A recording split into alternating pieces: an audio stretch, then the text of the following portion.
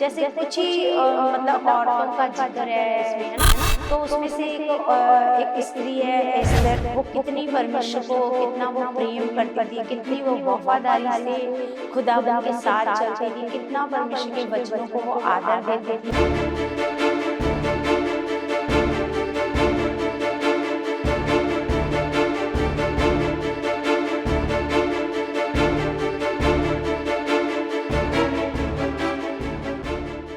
Praise the Lord everyone, God bless you all.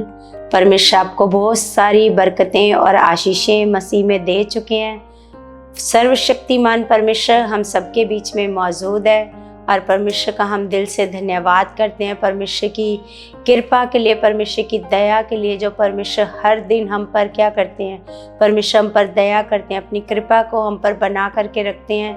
तो इस बड़े उपकार के लिए, जिस प्रकार दाऊद कहता है कि परमेश्वर के किसी उपकार को मत भूलना, तो सच में कलीसिया वो महान परमेश्वर है और उसके जो उपकार है वो भी बहुत है हमारे ऊपर। जिस प्रकार दाऊद कहता है कि हम तो उनकी गिनती भी नहीं कर सकते जितने परमेश्वर हम पर उपकार करता है। तो सच में परमेश्वर बड़ा महान परमेश्वर है, वो सर्वशक्तिमान परमेश्वर है और उसके तुल्य कोई भी और दूजा नहीं है कलीसिया। और ऐसी दया, ऐसा प्रेम कोई भी हमसे नहीं कर सकता।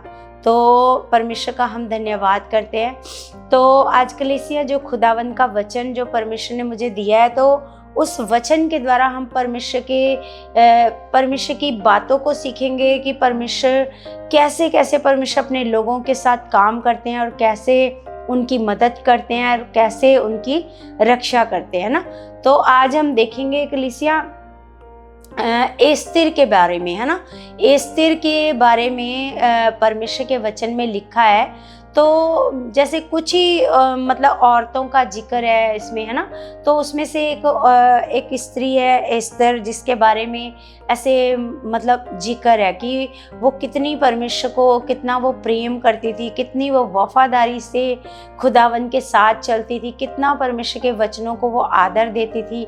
तो खुदावंद ने भी क्या किया, खुदावंद ने उसको क्या किया, ऊंचा किया, है ना।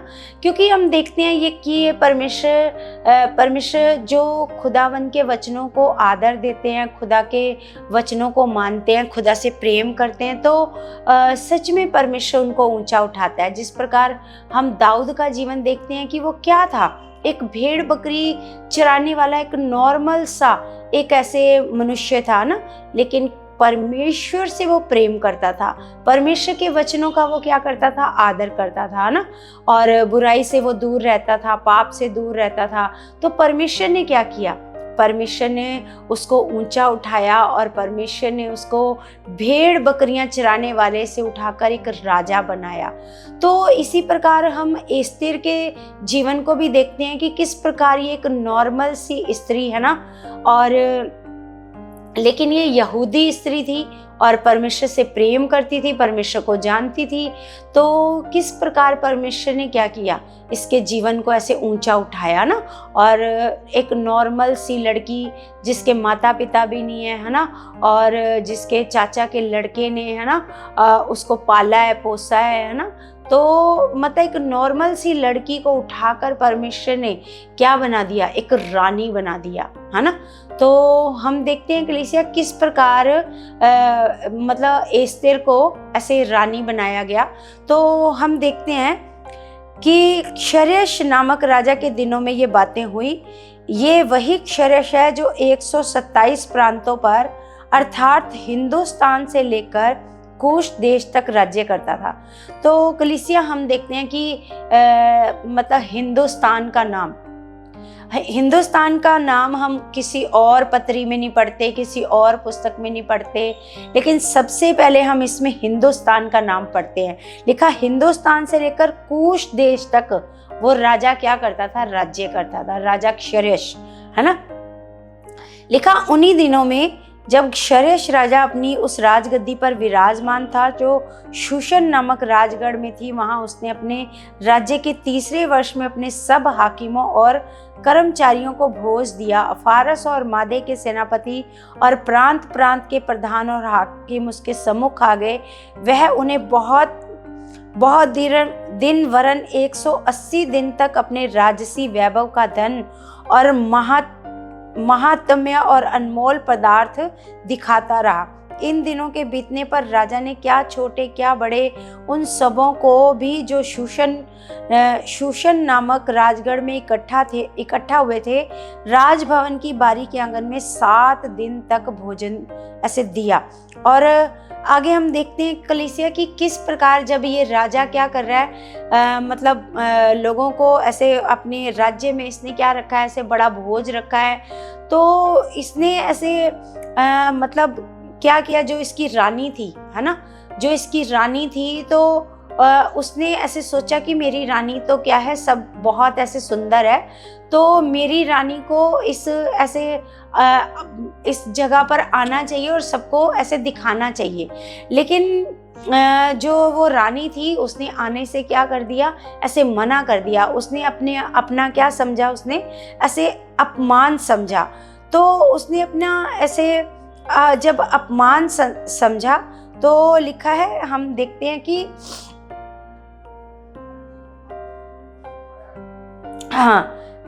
क्योंकि रानी के इस काम की चर्चा सब स्त्रियों, यहाँ पर अगर हम पढ़ते हैं तो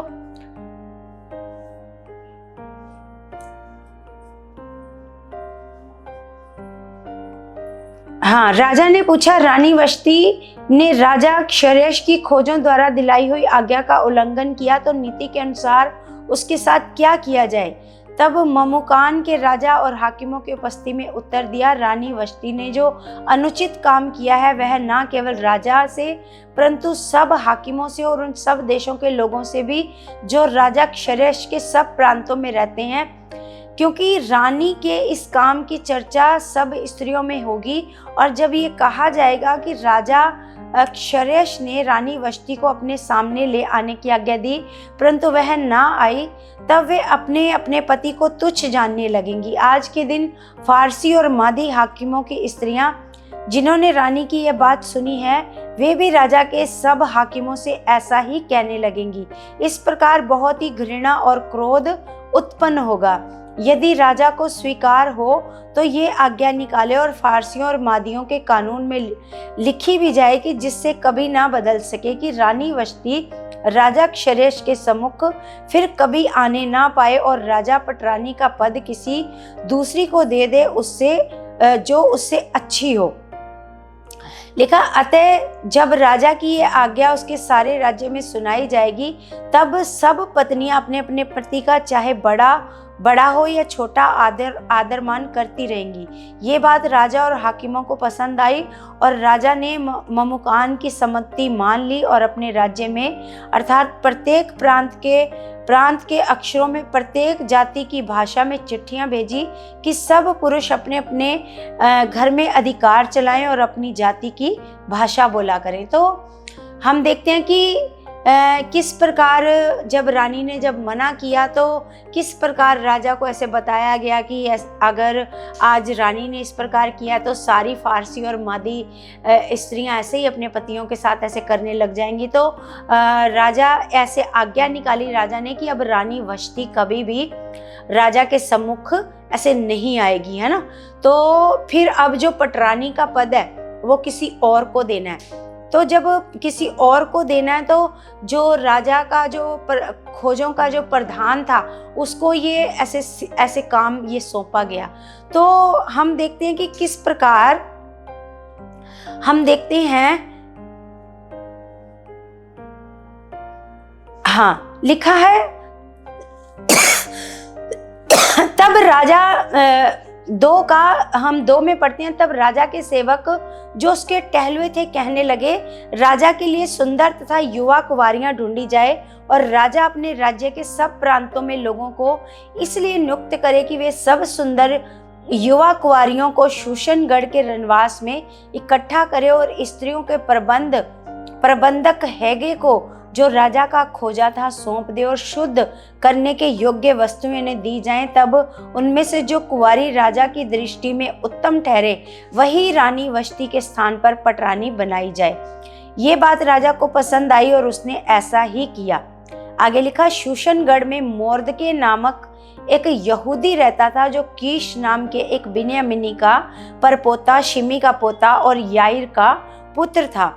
वह उन बंदियों के साथ यरूशलेम से बंदवाई में गया था जिन्हें बेबीलोन का राजा नबूकदनेस्सर यहूदा के राजा यकोन्याह के संग बंदी बना करके ले गया था। उसने हदस्सा नामक अपनी चचेरी बहन को, जो एस्तर भी कहलाती थी, पाला पोसा था, क्योंकि उसके माता पिता कोई ना थे और वह लड़की सुंदर और रूपमती थी। और जब उसके माता पिता मर गए तब मोर्दके ने उसको अपनी बेटी करके पाला। जब राजा की आज्ञा के नियम सुनाए गए तो बहुत सी युवतियां शूशनगढ़ में हेगे के अधिकार में इकट्ठी की गई। तब एस्तर भी राजभवन में स्त्रियों के प्रबंधक हेगे के अधिकार में सौंपी गई। वह युवती उसकी दृष्टि में अच्छी लगी और वह उससे प्रसन्न हुआ। तब उसने बिना विलंब उसे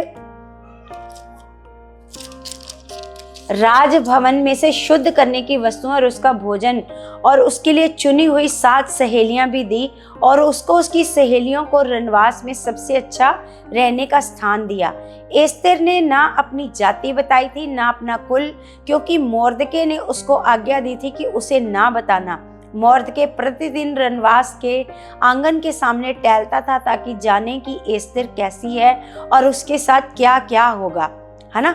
तो हम देखते हैं कि जब राजा के लिए सुंदर सुंदर ऐसे लड़कियां ढूंढ रहे थे तो राजा के सेवक ने ऐसे एस्तर को भी, है ना, एस्तर को भी वो लेकर के आया और लिखा है उसको 7 ऐसे सहेलियां दी और ऐसे उसको एक सुंदर रनवास दिया और रहने के लिए, है ना। अब इसमें से क्या होएगा, अब प्रतिदिन हर एक कुंवारी लड़की को ऐसे मतलब शुद्ध किया जाएगा। और आगे लिखा है जब 6 महीने ऐसे बीत गए, उनको ऐसे राजमहल में रहने की ऐसे सारी शिक्षा दी, किस प्रकार राजा के सामने रहा जाता है, किस प्रकार राजा के सामने बात की जाती है, उनको सारा कुछ ऐसे सिखाया गया राजभवन के बारे में, है ना। तो लिखा है कि मतलब 6 महीने लिखा है इस रीति से बीत गए कि 6 माह तक गंधरस का तेल लगाया जाता था और 6 माह तक सुगंध द्रव्य और स्त्रियों को शुद्ध करने का अन्य सामान लगाया जाता था। इस प्रकार से वह कन्या जब राजा के पास जाती थी तब जो कुछ वह चाहती थी कि रनवास से राजभवन में ले जाए तो वह उसको दिया जाता था। सांझ को तो वह जाती थी और सवेरे को वह लौटकर रनवास के दूसरे घर में जाकर रखेलियों के प्रबंधक राजा के खोजे शाशगज के अधिकार में हो जाती थी और राजा के पास फिर कभी नहीं जाती थी। यदि राजा उससे प्रसन्न हो जाता था तब वह नाम लेकर बुलाई जाती थी। लिखा जब मोर्दके के चाचा अबीहैल की बेटी एस्तर, जिसको मोर्दके ने बेटी मानकर रखा था, उसकी बारी आई कि राजा के पास जाए, तब जो कुछ स्त्रियों के प्रबंधक राजा के खोजे हेगे ने उसके लिए ठहराया था उससे अधिक उसने और कुछ ना मांगा। जितनों ने एस्तर को देखा वे सब उससे प्रसन्न हुए। यों एस्तर राजभवन में राजा क्षरेश के पास उसके राज्य के 7वें वर्ष के तेबेत नामक 10वें महीने में पहुंचाई गई। राजा ने एस्तर को और सब स्त्रियों से अधिक प्यार किया और अन्य सब कुंवारियों से अधिक उसके अनुग्रह और कृपा की दृष्टि उसी पर हुई। लिखा इस कारण उसने उसके सिर पर राज मुकुट रखा और उसको वस्ती के स्थान पर पटरानी बनाया। तब राजा ने अपने सब हाकिमों और कर्मचारियों को बड़ा भोज दिया और उसे एस्तर का भोज कहा और प्रांतों में छुट्टी दिलाई और अपनी उदारता के योग्य इनाम भी बांटे।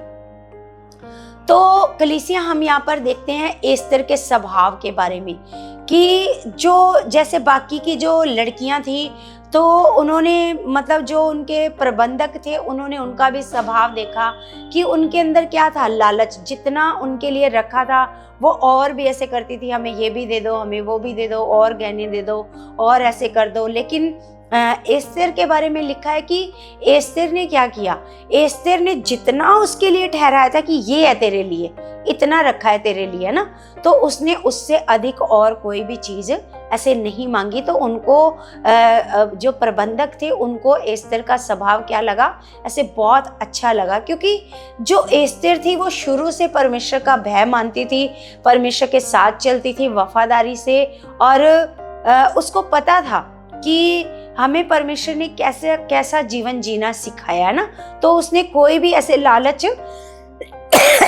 ऐसे नहीं किया ना। तो हम देखते हैं कि किस प्रकार परमेश्वर ने किस प्रकार एस्तेर को क्या किया, ऊंचा किया है ना, और राजा को वो बहुत ऐसे पसंद आई, और लिखा है सब कुंवारी लड़कियों से अधिक ज्यादा प्यार राजा ने किसको किया, ऐसे एस्तेर को किया। और एस्तेर को और रानी वष्टी का क्या पहना दिया, ऐसे मुकुट पहना दिया, और अब एस्तेर क्या बन गई, ऐसे रानी बन गई, है ना।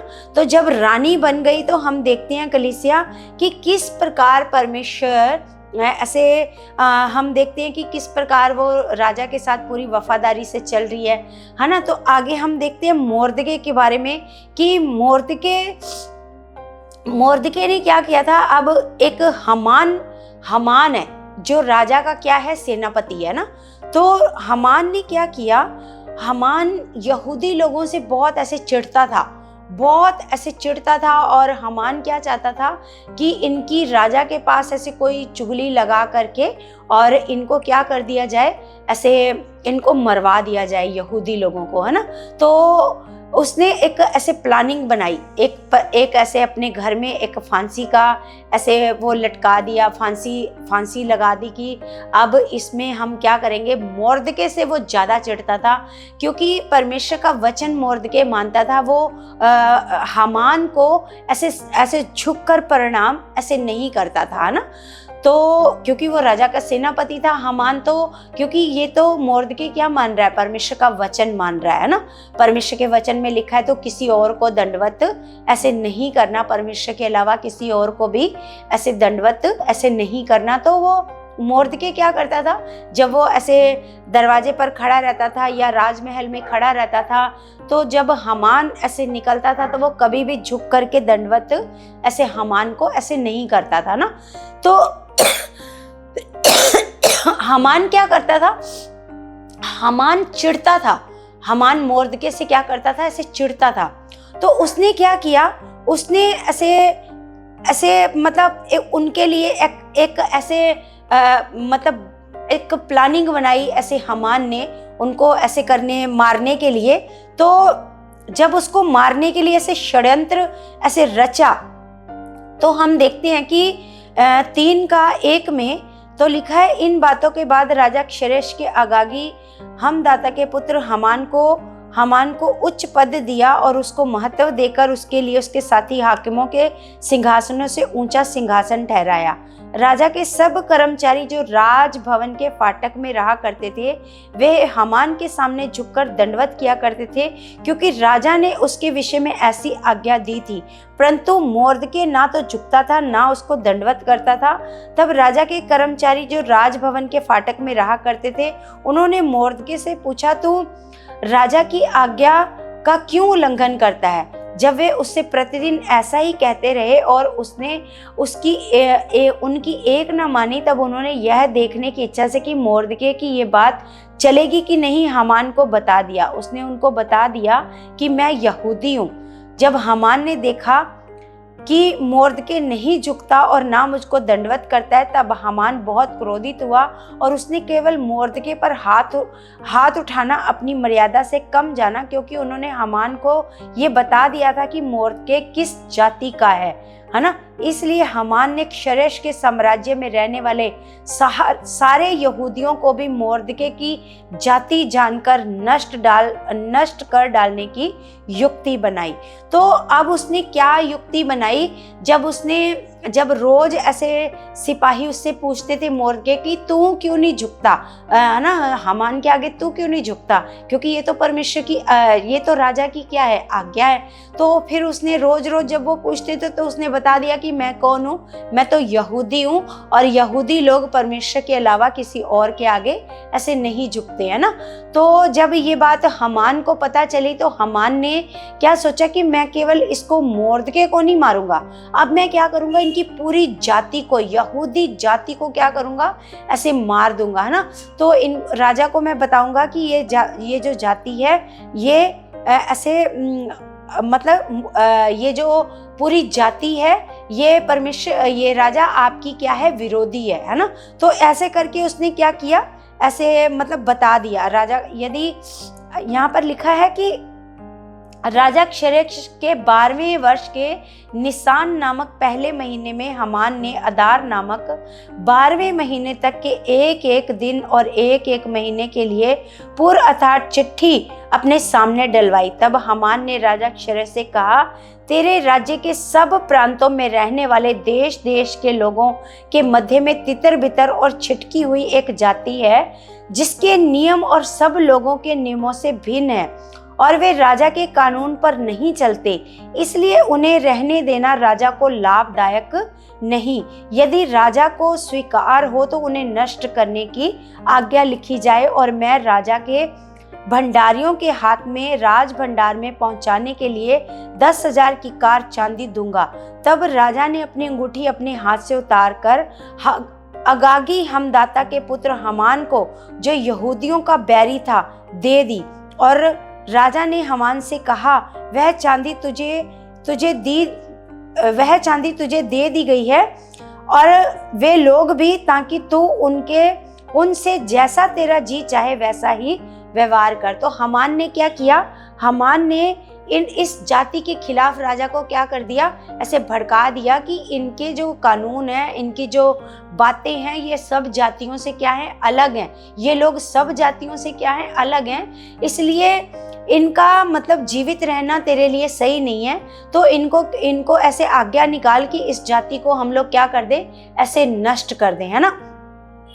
उसने ऐसे पूरी ऐसे बात ऐसे नहीं राजा को बताई, लेकिन उसने थोड़ी बात बता करके राजा से क्या करवा ली, ऐसे मोहर लगवा ली कि हाँ, इनकी इस जाति को नष्ट करने की तू जैसा चाहता है इनके साथ, इस जाति के साथ तू ऐसे कर सकता है ना।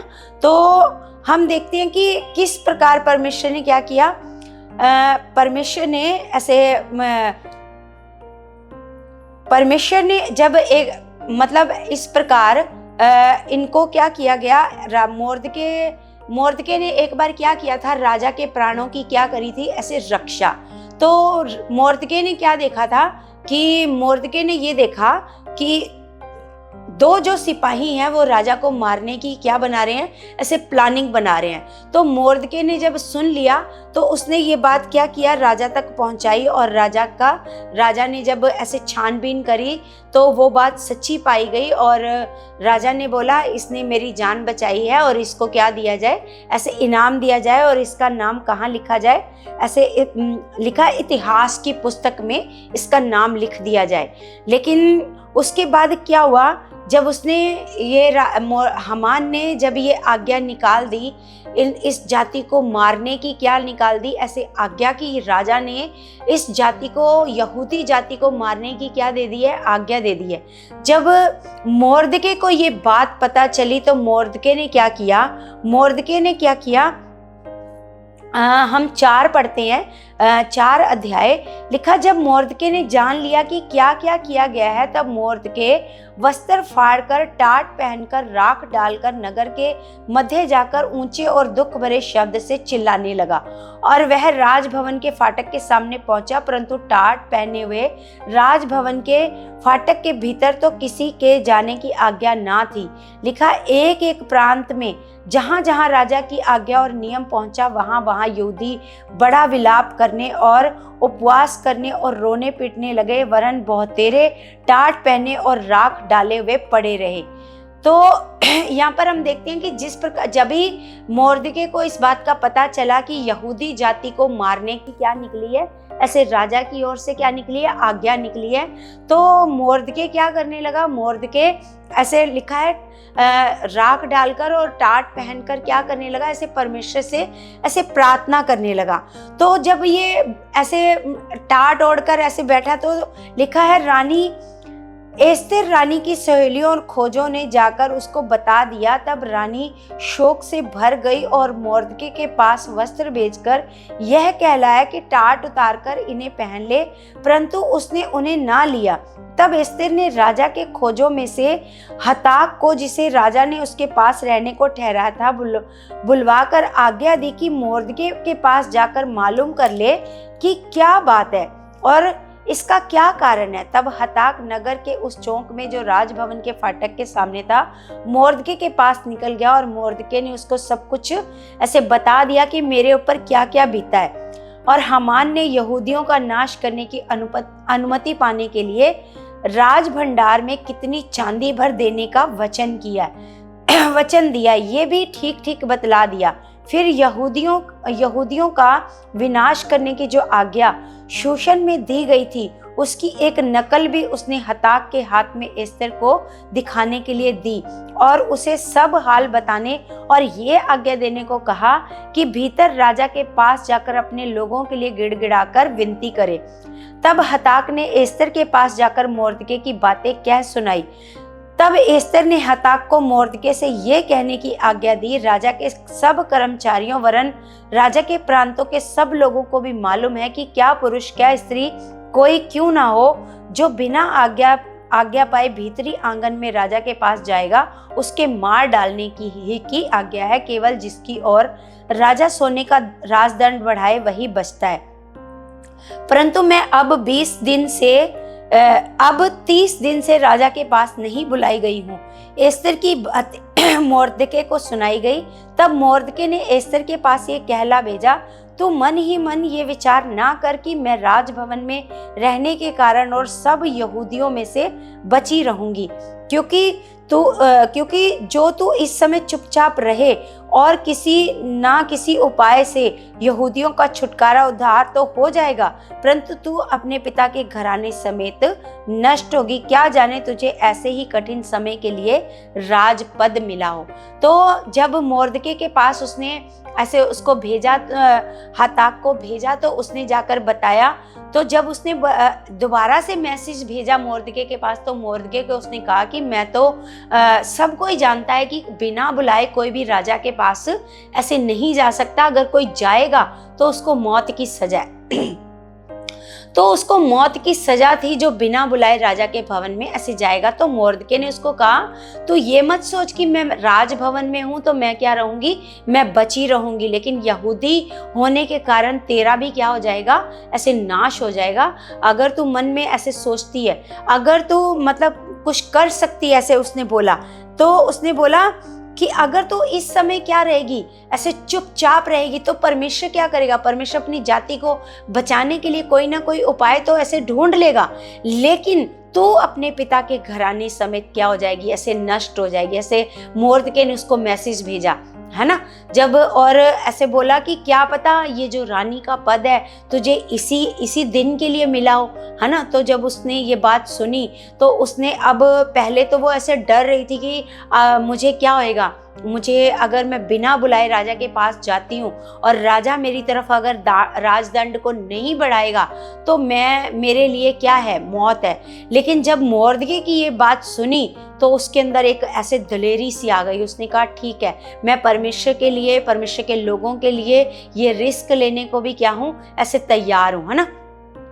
तो वो रिस्क लेने के लिए क्या हो गई, ऐसे तैयार हो गई कलीसिया। तो उसने क्या किया, ऐसे उसने फिर से मैसेज भेजा मोर्दके के पास कि तुम सारी यहूदी जाति को क्या कहो कि सब जाकर क्या करो, उपवास करो और परमेश्वर के आगे ऐसे 3 दिन बिना खाए पिए तुम क्या करो, ऐसे उपवास करो। और मैं भी क्या करूंगी, उपवास करके राजा के ऐसे सामने जाऊंगी, फिर चाहे मैं मर जाऊं तो मर जाऊं। ऐसे रिस्क लेकर वो राजा के सामने ऐसे जाती है। तो सच में जब राजा के सामने वो जाती है कलीसिया, तो राजा के सामने जब एस्तेर जाती है तो राजा क्या करता है, राजा उसकी और राजदंड को क्या करता है, ऐसे बढ़ाता है। है ना। जब राजा की ऐसे राजदंड उसकी ओर बढ़ाता है, इसका मतलब अब उसको मौत की सजा नहीं है। तो उसने, राजा ने पूछा कि तो मतलब किस लिए तू यहाँ पर आई? तो उसने कहा कि ऐसे मतलब क्या करना है कि मैंने क्या रखा है, ऐसे भोज रखा है, उसमें मैंने आपको और जो हमान है ना, आपका जो सेनापति है, उसको मैंने क्या दिया है, ऐसे निमंत्रण। तो हम देखते हैं कि पहले दिन जब उसने ऐसे भोज पर राजा को और उसके सेनापति हमान को बुलाया, तो उसने अच्छा अच्छा ऐसे भोजन ऐसे राजा को खिलाया और राजा बहुत ऐसे खुश हुआ। तो राजा जब खुश हुआ तो राजा ने पूछा कि मतलब तुझे क्या चाहिए? ऐसे रानी उसको बोला, एस्तर को, कि तुझे क्या चाहिए? तो उसने बोला कि मुझे लिखा है भोज के समय जब दाख मधु पिया जाता था, पर राजा ने एस्तर से कहा, तेरा क्या निवेदन है वह पूरा किया जाएगा, तू क्या मांगती है मांग और आधा राज्य तक तुझे दिया जाएगा। एस्तर ने उत्तर दिया, मेरा निवेदन और जो मैं मांगती हूँ वह ये है कि यदि राजा मुझसे प्रसन्न है और मेरा निवेदन सुनना और जो मैं वरदान मांगू वही देना राजा को स्वीकार हो, तो राजा और हमान कल उस भोज में आए जिसे मैं उनके लिए करूंगी, और कल मैं राजा के इस वचन के अनुसार ऐसे करूंगी, है ना। तो उसने कहा कि मैं जो मांगती हूँ राजा से वो ये मांगती हूँ कि कल राजा और हमान जो मैंने भोज रखा है उसमें क्या करें, ऐसे आए। तो अब हम देखते हैं कलीसिया, जब उसने दोबारा से ऐसे, पहले दिन उसने ये बात नहीं बताई, है ना, पहले दिन उसने राजा को ये सारी बातें ऐसे नहीं बताई है। तो उसने क्या किया, उसने दोबारा से क्या किया, ऐसे दोबारा से उनको जब बुलाया तो लिखा है उस दिन हमान आनंदित और मन में प्रसन्न होकर बाहर गया, परंतु जब उसने मोर्दके को राजभवन के फाटक में देखा तो वह उसके सामने ना तो खड़ा हुआ और ना हटा। तब वह मोर्दके के विरुद्ध क्रोध से भर गया, तो भी वह अपने को रोक कर अपने घर गया और अपने मित्रों और अपनी स्त्री जेरेश को बुलाकर भेजा। तब हमान ने उनमें से अपने धन का वैभव और अपने बाल बच्चों की बढ़ती और राजा ने उसको कैसे कैसे बढ़ाया और सब अन्य सब हाकिमों और अपने सब कर्मचारियों से ऊंचा पद दिया गया था, इन सब का वर्णन किया। हमान ने ये भी कहा कि एस्तर रानी ने भी मुझे छोड़ और किसी को राजा के संग अपने किए हुए भोज में आने ना दिया, और कल के लिए भी राजा के संग उसने मुझी को नेवता दिया है। तो भी जब मुझे वह यहूदी मोर्दके राजभवन के फाटक में बैठा हुआ दिखाई पड़ता है, तब ये सब मेरी दृष्टि में व्यर्थ लगता है। उसकी पत्नी जेरेश और उसके सब मित्रों ने उससे कहा, 50 हाथ ऊंचा फांसी का एक खंभा बनाया जाए और सवेरे राजा से कहना कि उस पर मोर्दके लटका दिया जाए। तब राजा के संग आनंद से भोज में जाना। इस बात से प्रसन्न होकर हमान ने वैसा ही फांसी का एक खंभा ऐसे बनवाया। तो हम देखते हैं कि किस प्रकार उसने क्या किया। वो कहता है कि मतलब वो अपने आप को ये समझ रहा है कि मेरा ऊंचा पद है, इसलिए रानी ने क्या किया है, राजा के संग मेरे को ही बुलाया है। तो उसने कहा कि वो कहता है कि जब लेकिन मुझे मोर्दके दिखाई देता है तो मेरे को ये सारा कुछ क्या लगता है, ऐसे बेकार लगता है कि राजा ने मुझे ऊंचा पद दिया है, सब कुछ अच्छा है, तो मुझे ये सब कुछ क्या लगता है, ऐसे बेकार लगता है। तो उसकी पत्नी ने उसको कहा, उसके सेनापतियों ने भी उसको ऐसे आगे से कहा कि तुम क्या करो, अपने ऐसे घर ऐसे यहाँ पर क्या करो, 50 हाथ ऊंचा एक फांसी का क्या बनाओ, ऐसे खंभा बनाओ और उस पर मोर्दके को लटकाने के लिए ऐसे, है ना, मोर्दके को ऐसे लटका दिया जाए, है ना।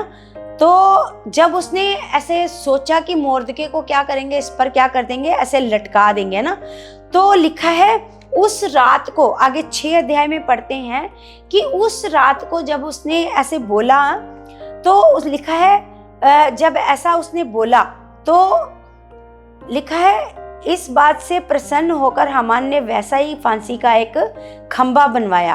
तो सवेरे राजा से कहना कि उस पर मोर्दके लटका दिया जाए। जब उसने ऐसे सोचा अपने, अभी वो अपनी पत्नी के साथ घर पर जाकर ऐसे ये बात ही कर रहा है। तो जब वो बात कर रहा है तो पत्नी ने बोला सुबह राजा को ये जाकर ऐसे बोलना कि मोर्दके को क्या करना है, ऐसे फांसी पर ऐसे लटकाना है। तो जब उसने अपने घर पर ही ये बात बोली तो इधर राजा को लिखा है, राजा को पूरी रात ऐसे नींद ऐसे नहीं आई।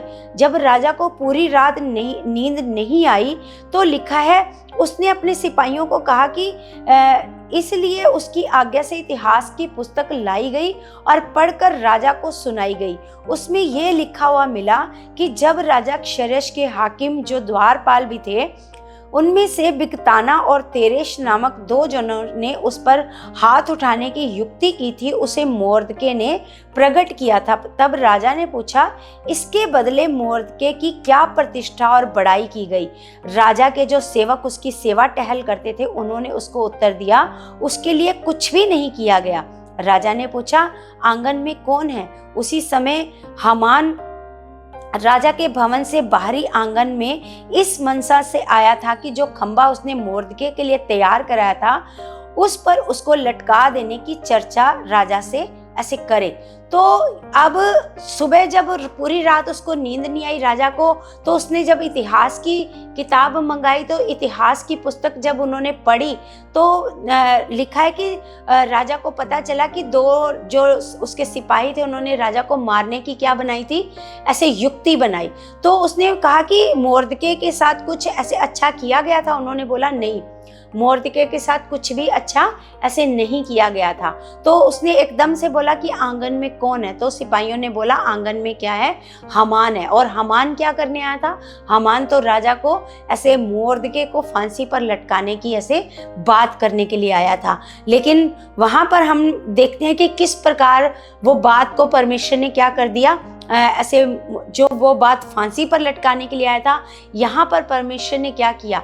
परमेश्वर ने मोर्दके का ऐसे सम्मान करवाया। तो हम देखते हैं कि तब राजा के सेवकों ने उससे कहा, आंगन में तो हामान खड़ा है। राजा ने उससे कहा, उसे भीतर बुलवाओ।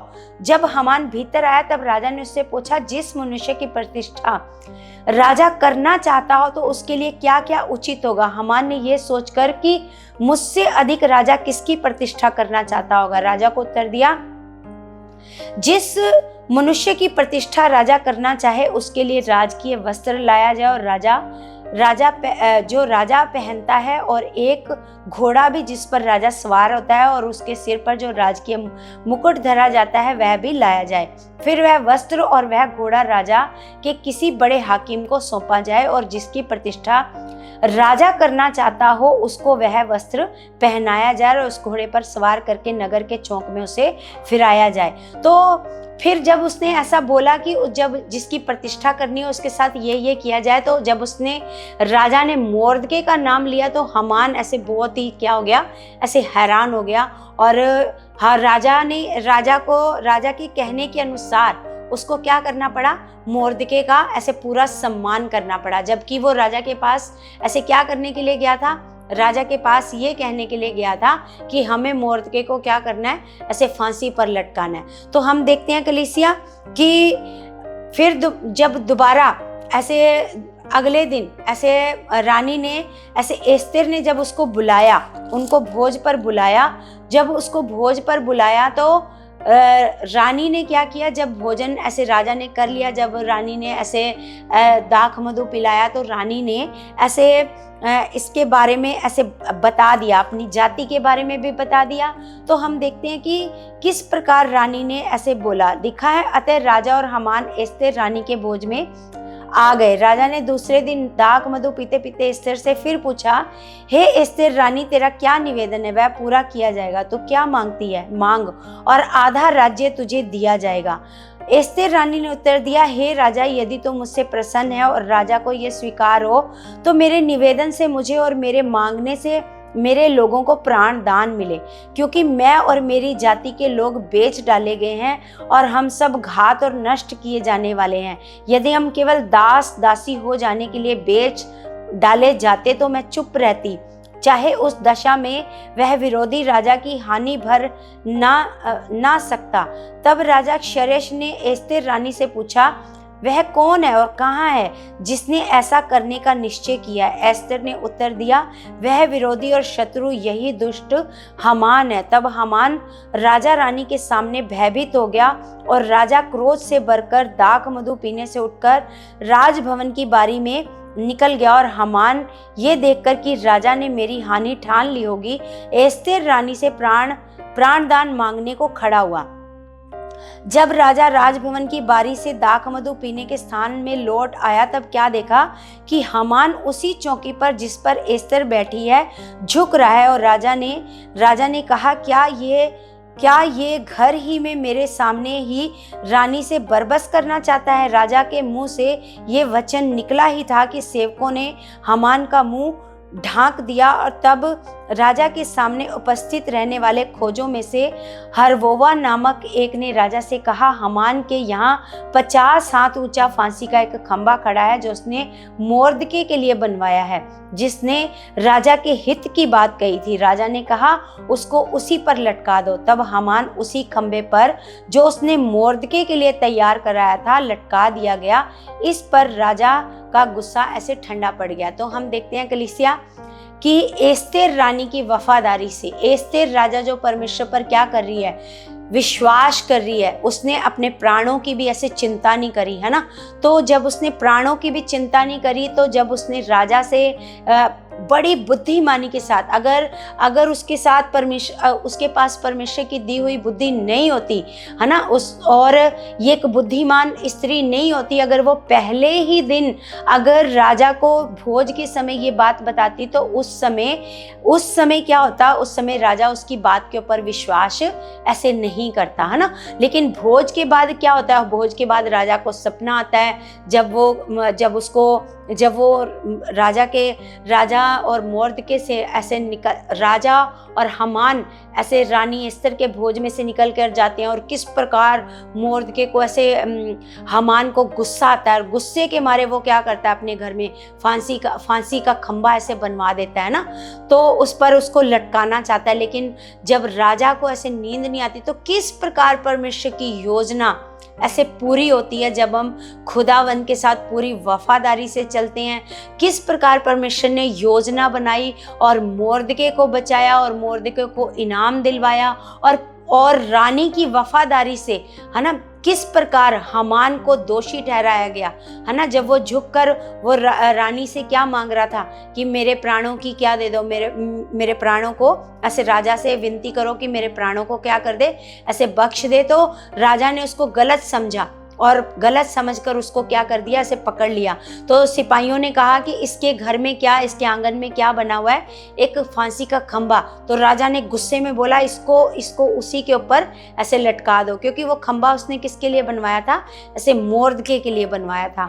तो हम देखते हैं कलीसिया, जब हम खुदावन के वचनों पर चलते हैं, परमेश्वर के साथ पूरी वफादारी से चलते हैं, तो परमेश्वर किस प्रकार हमारी भलाई के लिए परमेश्वर योजनाएं बनाते हैं, और किस प्रकार परमेश्वर में बचाते हैं, और किस प्रकार परमेश्वर में छुड़ाते हैं। तो कलीसिया, हम एस्तर के जीवन से देखते हैं कि जब वो पूरी वफादारी से और बुद्धिमानी के साथ राजा के सामने गई, तो किस प्रकार परमेश्वर ने क्या किया, पूरी उसकी वफादारी से पूरी यहूदी जाति को क्या दिया, ऐसे जीवन दान दिया ना। पूरी यहूदी जाति बचाई गई एस्तर की वफादारी से, है ना। तो कलीसिया, हम देखते हैं परमेश्वर के साथ जो भी जन परमेश्वर के साथ पूरी खराई से चलता है, पूरी वफादारी से चलता है, तो परमेश्वर किस प्रकार से उनके लिए परमेश्वर उनके लाभ की परमेश्वर योजनाएं बनाते हैं। तो कलीसिया, मेरा ये विश्वास है आज आपने एस्तर के जीवन से जो सीखा है, उसकी वफादारी से, उसकी बुद्धिमानी से, और उसका जो ज़्यादा ऐसे लालच न करना, जो उसने शुरू में अपना स्वभाव ऐसे राजा को दिखाया, सिपाहियों को दिखाया, उससे भी ऐसे बहुत सारा ऐसे प्रभाव पड़ा। तो हम देखते हैं कि हमें, जब हम परमेश्वर के साथ हैं, तो हम अगर परमेश्वर की आज्ञाओं पर चलते हैं, तो हमें किस प्रकार परमेश्वर एक नॉर्मल इंसान से किस प्रकार हमें ऐसे खास बनाता है कलीसिया। तो परमेश्वर की योजनाएं सबके लिए क्या है, भलाई की योजनाएं हैं कलीसिया। तो आपने भी क्या करना है, खुदावन के साथ पूरी खराई से और वफादारी से चलना है। जो आज आपके जीवन में नहीं हो पा रहा, आपको लगता है ये बड़ा कठिन है, वो आपकी वफादारी से होना शुरू हो जाएगा कलीसिया। और परमेश्वर आपको ऊंचा उठाएगा, जिस प्रकार उसने एस्तेर को ऊंचा किया, है ना, ऊंचा पद दिया, रानी बनाया। तो कलीसिया, मेरा ये विश्वास है कि आज के वचन के द्वारा परमेश्वर ने आपको बड़ा ब्लेस किया है। परमेश्वर ने आपको बहुत सारा सिखाया है कि हमें खुदावन के साथ किस प्रकार चलना है। तो परमेश्वर इन वचनों से आपको बहुत सारा ऐसे ब्लेस कर चुके हैं। तो कलीसिया, जिस प्रकार हम हर वीडियो में ऐसे रिक्वेस्ट करते हैं कि आपने इस चैनल को क्या करना है, ऐसे सब्सक्राइब करना है, लाइक करना है और आगे से आगे शेयर करना है, ताकि खुदावन का वचन हर एक जन तक पहुंचे और हर एक जन परमेश्वर के वचनों में बढ़ते जाएं, परमेश्वर के साथ वफादारी में बढ़ते जाएं, यीशु मसीह के नाम से। तो हम सब प्रार्थना में जाएंगे, सब अपने हाथों को उठाएंगे। स्वर्गीय पिता, मैं आपका धन्यवाद करती हूँ प्रभु यीशु के सामर्थी नाम से। मेरे जीवित परमेश्वर जी, मैं आपका धन्यवाद करती हूँ। मेरे जीवित परमेश्वर, आप हमारे बीच में मौजूद हो। मेरे जिंदा खुदावन, मैं परमेश्वर आपसे विनती करती हूँ, प्रार्थना करती हूँ मेरे खुदावन परमेश्वर, जिस प्रकार परमेश्वर जी, परमेश्वर आपने एस्तेर की वफादारी से, परमेश्वर आपने एस्तेर की वफादारी को देखा मेरे खुदावन, वो किस प्रकार आपको प्रेम करती थी मेरे परमेश्वर। उसने अपनी जान की भी परवाह नहीं करी, पूरी यहूदी जाति के लिए वो अपनी जान को भी देने को तैयार हुई मेरे खुदावन परमेश्वर। इसी प्रकार का मन परमेश्वर आप अपने बच्चों के अंदर डाल चुके हो खुदावन परमेश्वर। हम जानते हैं खुदावन, आपके साथ की गई वफादारी से परमेश्वर बहुत बड़ा रिजल्ट आता है मेरे खुदावन। आप अपने बच्चों को ऊंचा करते हैं परमेश्वर जी। मेरे महान पिता, मैं आपके बच्चों के लिए दुआ करती हूँ, प्रार्थना करती हूँ खुदावन, आपके बच्चों के अंदर ऐसा मन आ चुका है और परमेश्वर मेरे अंदर भी खुदावन आप ऐसा मन दे चुके हो मेरे खुदावन परमेश्वर। आप अपने बच्चों को बहुत ऊंचा कर चुके हो पिता। आप इनको नॉर्मल से परमेश्वर एक खास इंसान बना चुके हो मेरे खुदावन परमेश्वर। मेरा भरोसा है कि आप इस प्रार्थना का उत्तर दे चुके हो यीशु मसीह के नाम से। आमीन आमीन। सबको जय मसीह की।